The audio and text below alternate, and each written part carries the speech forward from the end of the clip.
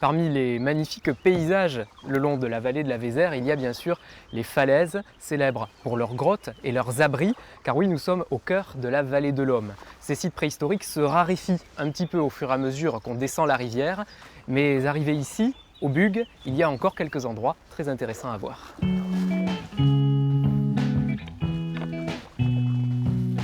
Sur la berge, nous retrouvons quelqu'un qui pourra nous en dire plus sur la préhistoire. Bonjour. Bonjour. Et plus précisément sur les raisons qui ont poussé les hommes à s'installer très tôt sur les berges de la Vézère. Du fait de la morphologie de la vallée qui traverse un plateau calcaire, qu'il faudrait imaginer peut-être sans végétation, sans arbres, mais plutôt une grande steppe froide, une steppe à mammouth, c'est comme ça qu'on l'appelle. Et puis peut-être dans les fonds de vallée, des zones un peu protégées des vents froids, etc. Plus le fait qu'il y a des abris sous roche qui vous offrent un toit où vous pouvez donc vous protéger des intempéries, et bien tout ça, ça a dû être aussi des facteurs favorables à l'installation des hommes préhistoriques le long de cette vallée. Parmi les témoins de cette présence humaine, la grotte de Barabao, célèbre pour ses gravures. Bon, si vous voulez, on peut commencer la visite, Oui. Mais il fait froid, il fait 15 degrés à l'intérieur, donc je conseille de mettre une doudoune, oui. Pour l'ouvrir à la visite, quelques aménagements ont été nécessaires dans la cavité.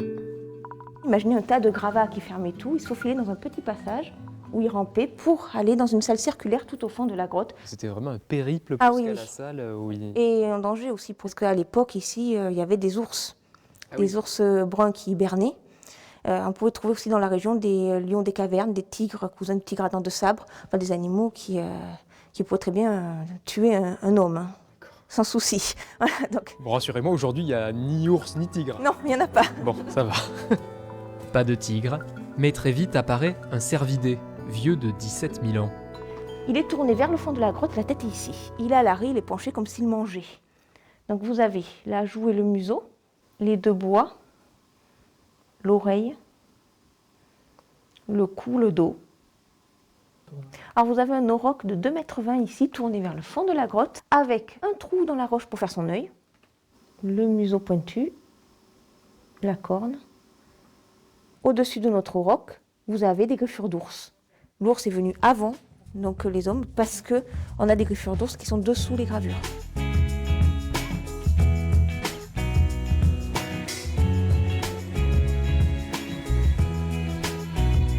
Pour nous réchauffer après cette visite souterraine, nous reprenons les pagaies, direction Limeuil, là où la Vézère se jette dans la Dordogne.